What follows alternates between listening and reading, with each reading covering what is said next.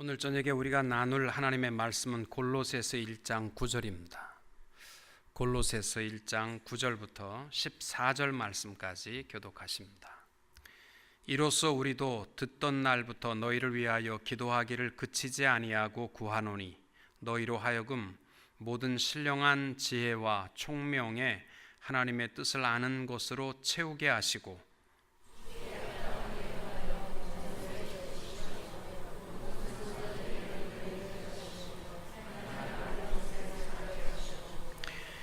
그의 영광의 힘을 따라 모든 능력으로 능하게 하시며 기쁨으로 모든 견딤과 오래 참음에 이르게 하시고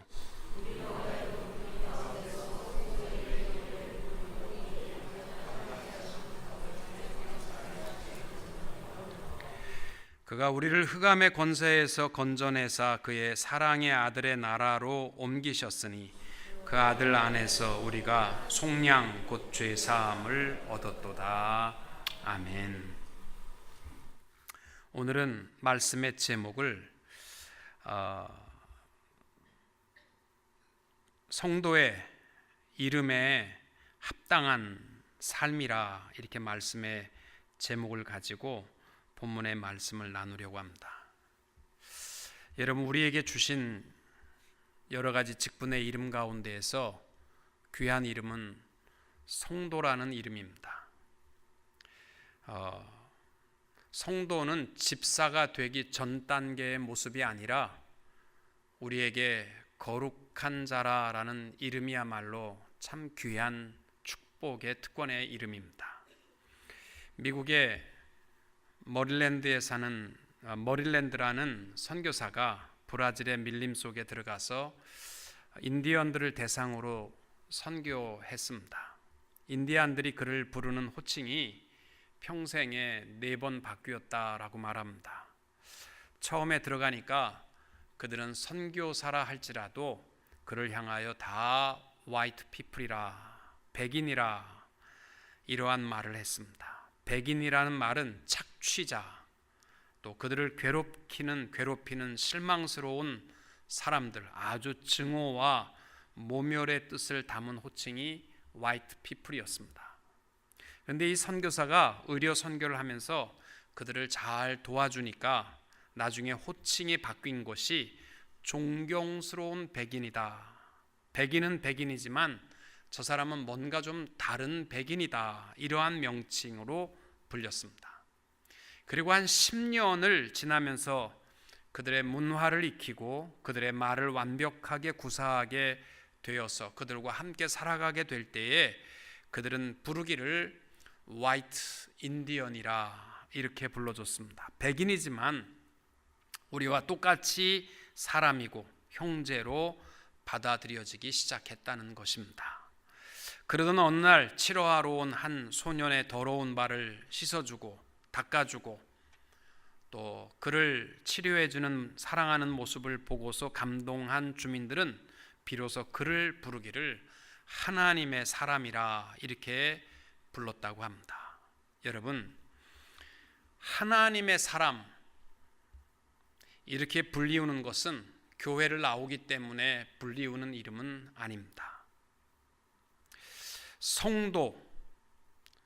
성도의 이름에 합당하게 살아가게 될 때에 우리는 하나님 앞에 영광이 될 줄로 믿습니다.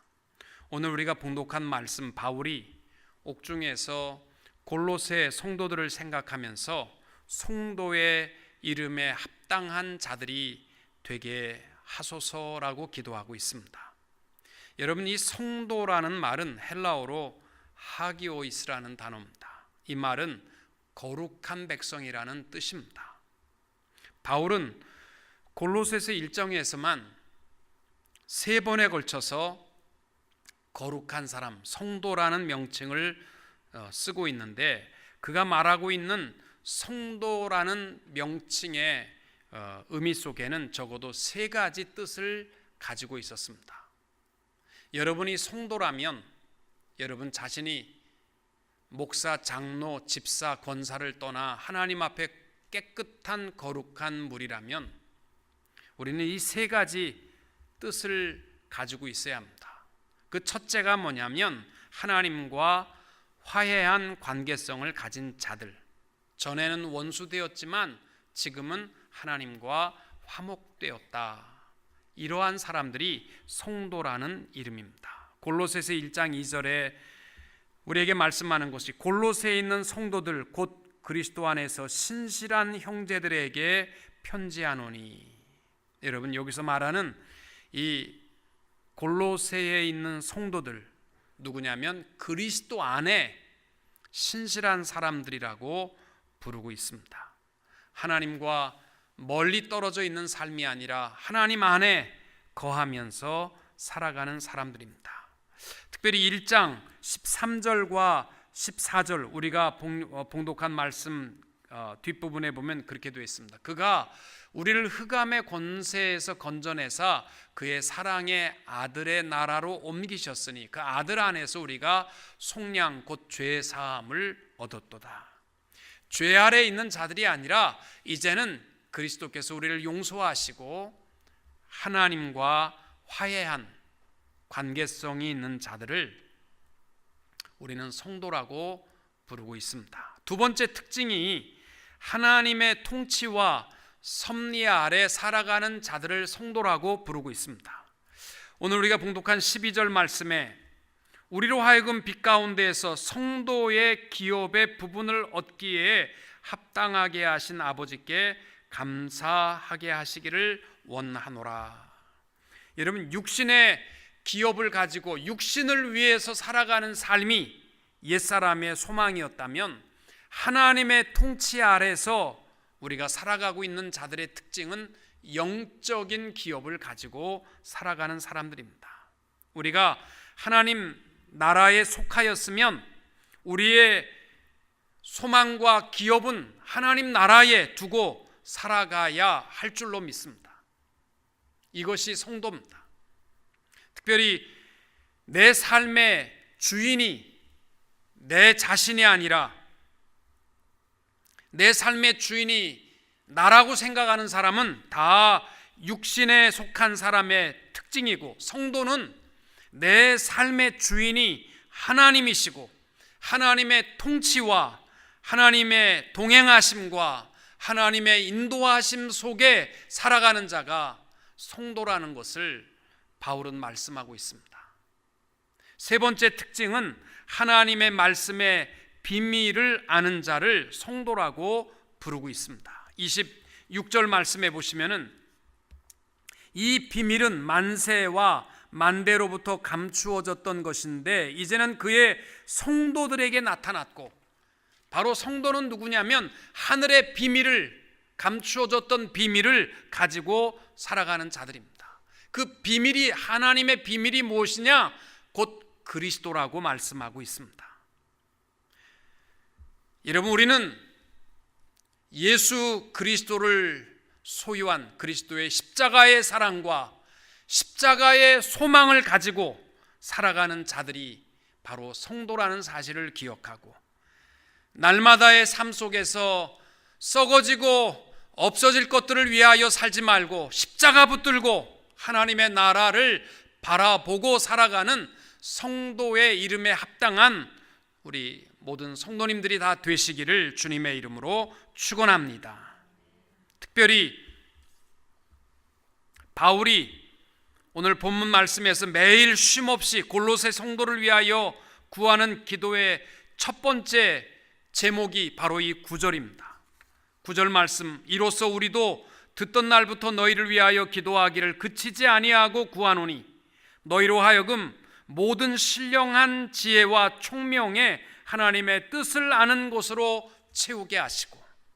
여러분, 우리 성도다운 삶의 첫 번째 바울의 기도 제목이 뭐냐면요, 하나님의 뜻을 따라 구별하여 살아가는 삶이어야 한다는 것입니다.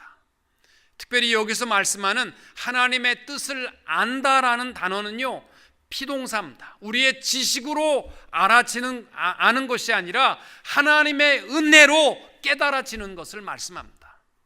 여러분, 신앙생활은 학식이 높다고 해서 그리스도의 사랑과 비밀을 깨닫는 것이 아닙니다. 옛날에 보면요, 정말 아무것도 배우지 못하고 한글을 읽지도 못하고 겨우 교회에서 배워서 한글을 깨우친 권사님들이 참 많은데요, 참 권사님들 지혜로우셨습니다. 하나님의 뜻을 따라 살아가셨기 때문입니다. 여러분, 성도의 합당한 삶의 첫째는 하나님의 뜻을 분별하는 것입니다. 세상적인 지혜는 최소한 노력하고 많은 물질을 획득할 수 있는 것을 지혜라고 말하는지 모르지만, 성도에게 있어서 참된 지식은 하나님의 뜻을 깨달아 알고 살아가는 것입니다. 로마서 1장 말씀에서 11장까지는 구원에 관한 교리의 말씀이고, 12장부터 16장까지는 구원받은 자의 삶의 실천의 원리를 말씀하고 있습니다. 근데 구원받은 자의 실천의 원리 가운데 첫 명령이 뭡니까? 로마서 12장 1절부터 2절까지 보면, 그러므로 형제들아, 내가 하나님의 모든 자비하심으로 너희를 권하노니 너희 몸을 하나님이 기뻐하시는 거룩한 산 제사로 드리라. 이는 너희의 드릴 영적 예배니라. 너희는 이 세대를 본받지 말고 오직 마음을 새롭게 함으로 변화를 받아 하나님의 선하시고 기뻐하시고 온전하신 뜻이 무엇인지 분별하도록 하라. 아멘. 성도로서 성도답게 살아가는 삶이 내 생각과 내 판단대로 살아가는 것이 아니라 하나님의 뜻을 분별하고 하나님의 뜻을 따라 살아가는 것이 성도의 합당한 삶의 모습입니다. 예수님께서 공생의 기간 동안의 마지막 겟세마네에서 간구한 기도를 보십시오. 주님은 마지막까지도 내 뜻대로 하지 마옵시고 아버지의 뜻대로 하옵소서. 이것이 성도의 합당한 삶의 모범이 되는 모습입니다. 제자들이 기도하는 법을 가르쳐 달라고 했을 때 예수님께서 주님 가르쳐 주신 기도는 아버지의 뜻이 하늘에서 이루어진 것 같이 땅에서도 내 삶의 현장에서도 이루어지리이다. 아버지의 뜻을 이루어가는 것이 성도의 삶입니다. 성경에 보시면은 아버지의 뜻대로 살았던 대표적인 인물이 나옵니다. 사도행전 13장 36절에 보시면은 다윗은 당시에 하나님의 뜻을 쫓아 섬기다가 잠들어 그 조상들과 함께 묻혀 썩음을 당하였으되, 다윗의 일생을 한마디로 표현하는 단어가 뭐냐면 하나님의 뜻을 쫓아 섬기다가 잠들었다라는 것입니다. 여러분, 다윗이 하나님의 뜻을 따라 살아가게 될 때에 사울 왕에게 쫓겨서 거친 광야에서 잠을 잘지라도 그는 달콤하고 행복한 잠을 잘 수가 있었습니다. 사울 왕은 좋은 침대와 최고의 기름진 음식과 화려한 환경은 가졌는지 모르지만 다윗을 미워하고 없애야만 되겠다라는 그 분노 가운데 그는 결코 번민하며 괴로워하고 잠을 못 잤지만, 다윗은 하나님의 뜻을 따라 살았기 때문에 그가 비록 광야의 거친 메마른 땅에 그냥 잘지라도 그는 달콤한 잠을 잘 수가 있었던 것입니다.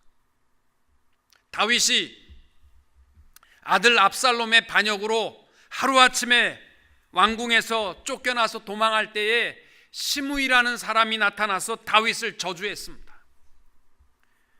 그랬을 때 수르야의 아들이 내게 말씀만 하면 저놈 가서 혀를 쪽 뽑아버리고 목을 치겠습니다. 그랬을 때에 다윗이 한 말이 뭡니까? 왕이 가로되 수르야의 아들들아, 내가 너희와 무슨 상관이 있느냐? 저가 저주하는 것은 여호와께서 저에게 다윗을 저주하라 하심이니 내가 어찌 그리하였느냐 할 자가 누구겠느냐? 다윗은요, 그를 향하여 저주하고 욕하는 사람들까지라도 하나님이 허락하셨기 때문에 하는 것뿐이고, 그가 욕하고 저주하는 소리를 통하여서 하나님의 뜻을 찾고자 했던 것이 다윗이었던 것을 볼 수 있습니다. 여러분, 오늘을 살아가면서 내 뜻대로 살아가려고 하면 두려움과 번민과 걱정과 근심뿐입니다. 그러나 모든 일에 하나님의 뜻을 찾읍시다. 왜 이렇게 나는 하는 일마다 되는 게 없을까? 난 왜 이렇게 생각하는 것보다 이루어지는 게 하나도 없을까? 그러한 인생이 되지 마시고 날마다 우리의 삶에 역사하시고 인도하시는 하나님의 뜻을 분별할 수 있는 성도님들이 될 수 있기를 축복합니다. 내 뜻을 관철시키려고 하면요, 교회가 얼마나 혼동스러운지 모릅니다. 요즘 한국의 아들을 후임자로 세워야 되겠다, 절대로 세우시면 아니 되옵니다, 세워야 되겠습니다. 그래가지고 사회적 무리가 일어났습니다. 한국의 지금까지 가장 모범적으로 부흥한 성장한 교회입니다. 많은 분들이 저를 만나면 질문을 합니다. 목사님, 이게 합당한 일입니까? 한국 교회가 참 심각한 문제를 앓고 있는 것이, 전 이렇게 대답합니다. 만약 그 목사님이 자기의 아들을 세우기 위한 자기의 뜻을 관철시키기 위한 것이라면 하나님께서 가만 내버려 두지 않을 것입니다. 그러나 우리가 하나님의 뜻이라면 어떻게 하겠습니까? 지혜롭게 우리가 하나님 앞에 기도하고 비판만 하려고 하지 마시고 받아들이려고만 하지 마시고, 하나님, 이 시대에 한국 교회를 향한 하나님의 뜻이 무엇인가를 우리는 늘 찾으며 살아가야 할 줄로 믿습니다. 김구 선생이 옛날 상하이 임시 정부 주석으로 있을 때에 삶이 굉장히 곤궁했다고 합니다. 어느 날 집에 와서 저녁 식사를 하는데 먹을거리가 없는 겁니다. 그런데 나이 많은 노모님이 시래기국을 끓여놨습니다. 그래서 아들이 묻습니다. 김구 주석이 묻기를 어디서 났습니까? 어머니가 시장에서 가서 사람들이 뜯어버린 조각들을 모아다가 씻어서 끓였다라고 대답했습니다.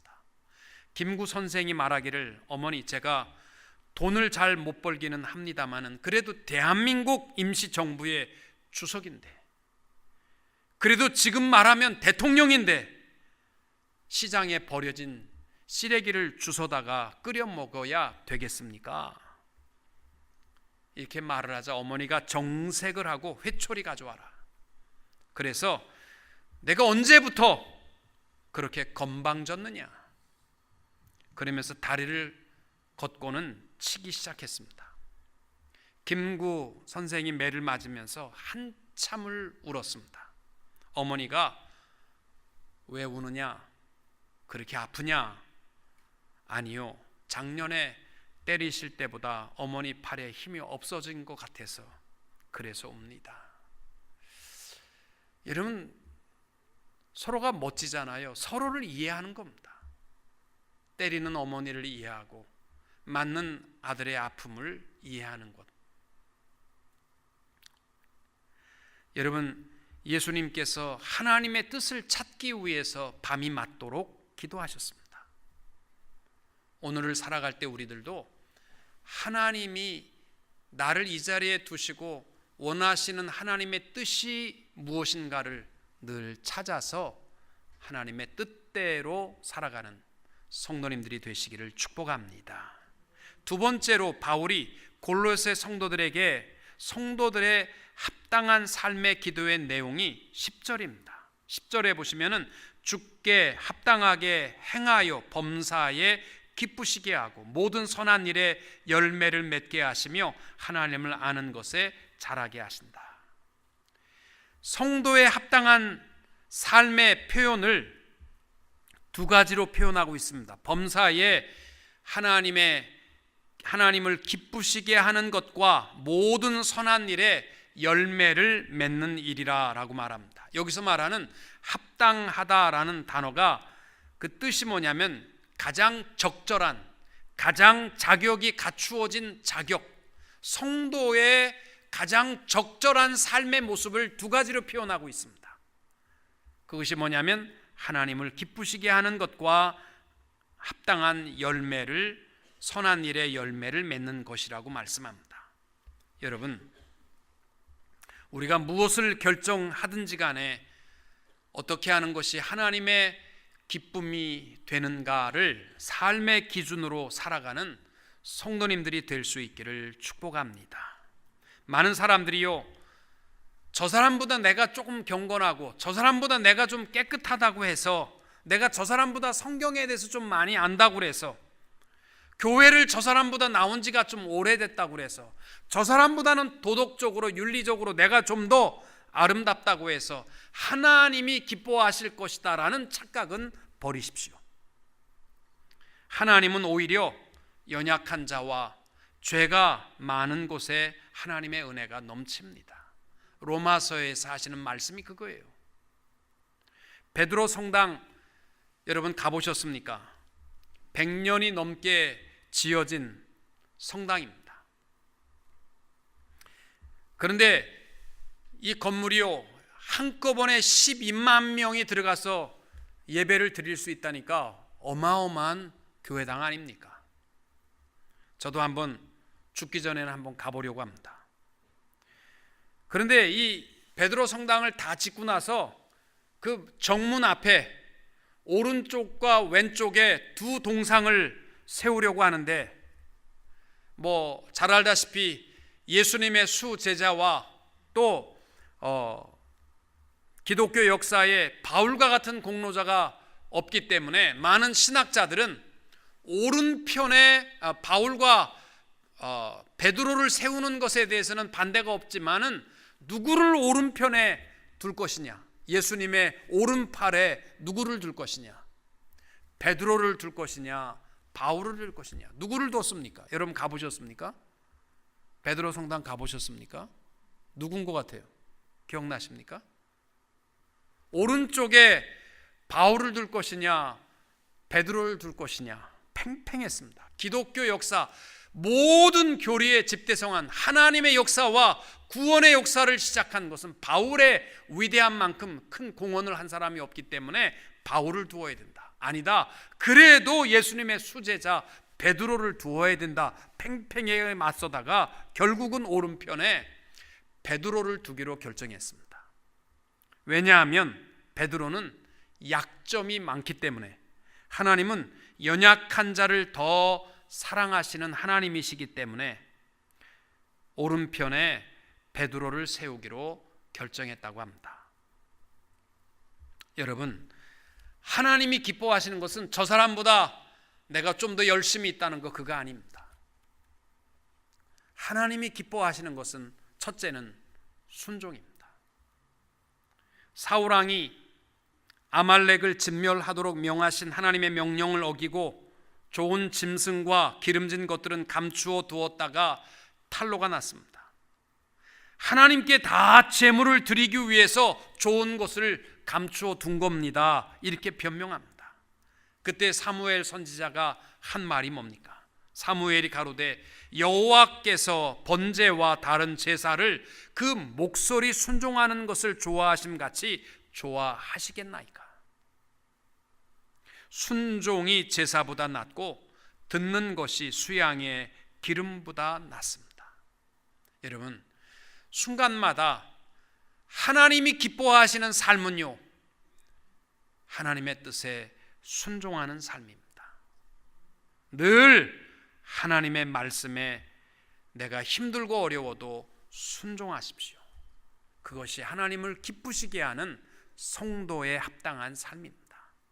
또 하나님이 기뻐하시는 삶은 믿음의 눈으로 바라보는 삶을 하나님이 기뻐하십니다.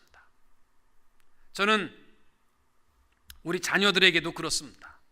자녀들이 아무리 가진 것이 없고 보잘것없어도 모든 일에 있어서 긍정적인 마음을 가지고 내가 할 수 있다, 그리고 하나님이 나와 함께 하시기에 나는 할 수 있다라는 긍정적인 마음을 가지고 있는 것보다 더 좋은 것 없습니다. 민수기 14장에 보면은 모세가 12명의 정탐꾼을 가데스 바네아에서 가나안 땅에 보냅니다. 그런데 10명은 안악의 기골이 장대한 족속들을 보면서, 네피림의 자손들을 보면서 우리는 그들에 비하면 메뚜기 떼와 같다라고 절망합니다. 그런데 여호수아와 갈렙만이 하나님의 관점에서 고백합니다. 아닙니다. 정말 아름답고 기름진 땅 맞습니다. 하나님이 기뻐하시면 그들을 보고 두려워할 것이 하나도 없습니다. 이것은 우리에게 약속된 하나님의 땅이기 때문에 그들은 우리의 밥입니다. 그렇게 고백합니다. 하나님께서 여호수아와 갈렙의 이 긍정적인 마음을 기뻐하셨습니다. 여러분, 우리가 신앙생활하면서 못해, 안 돼, 모든 일을 그러한 관점으로 보지 마시고 긍정적인 마음을 가지고 민수기 14장 8절의 고백과 같이 여호와께서 우리를 기뻐하시면 우리를 그 땅으로 인도하여 들이시고 그 땅을 우리에게 주시리라. 아멘. 우리 살아가면서 모든 일에 있어서 하나님의 자녀답게 모든 일을 믿음의 눈으로 바라봄으로 하나님을 기쁘시게 하는 성도님들이 될 수 있기를 축복합니다. 또 하나님이 기뻐하시는 삶은요, 영혼 구원입니다. 한 해 동안 여러분, 물론 하나님 앞에 여러분들이 여러 모양으로 봉사하고 또 희생하시고 헌신하신 줄로 믿습니다. 그러나 하나님이 기뻐하시는 것은 99마리보다 잃어버린 한 마리를 통하여 기뻐하시는 우리 주님의 뜻을 우리가 기억하고 때를 얻든지 못 얻든지 영혼 구원의 사명을 여러분 잊지 말고 하나님을 기쁘시게 하며 살아갈 수 있는 성도님들이 될 수 있기를 축복합니다. 마지막으로 11절과 12절에 보면은 성도의 합당한 삶의 모습이 뭐냐? 능력의 삶이라는 겁니다. 11절, 그의 영광의 힘을 따라 모든 능력으로 능하게 하시며 기쁨으로 모든 견딤과 오래 참음에 이르게 하시고 우리로 하여금 빛 가운데서 성도의 기업의 부분을 얻기에 합당하게 하신 아버지께 감사하게 하시기를 원하노라. 여러분, 성도의 합당한 삶은요, 기쁨입니다. 모든 일은 나는 할 수 없지만, 지난주에도 말씀을 드렸습니다마는 마태복음 19장 26절에 사람으로는 할 수 없으되 하나님으로서는 다 할 수 있느니라. 아멘. 그래서 어떠한 여건에도 실망하지 말고 능력과 기쁨으로 이길 수 있는 성도님들이 될 수 있기를 축복합니다. 한 가지 무명의 시를 소개하고 설교를 마칩니다. 오똑한 코는 마음대로 안 되지만 밝은 미소는 마음대로 할 수 있습니다. 하늘의 비구름은 어쩔 수 없지만 마음의 먹구름은 날려버릴 수 있습니다. 육신의 나이는 조절할 수 없지만 정신 연령은 높일 수 있습니다. 뜨거운 고깃국을 나눌 수는 없어도 따뜻한 말 한마디는 얼마든지 줄 수 있습니다. 고급 승용차에 태우지는 못해도 따뜻한 등으로 업어줄 수는 있습니다. 평생을 함께 동행할 수는 없어도 어두운 밤길을 함께 걸을 수는 있습니다. 여러분, 우리 하나님의 성도의 합당한 삶은 내게 능력 주시는 자 안에서 내가 모든 것을 할 수 있음을 기억하고 어떠한 형편과 환경에 있을지라도 절대로 실망하거나 좌절하지 말고 기쁨과 능력으로 주님 주시는 힘으로 기쁨으로 승리하며 살아가는 성도님들이 다 되시기를 주님의 이름으로 축원합니다.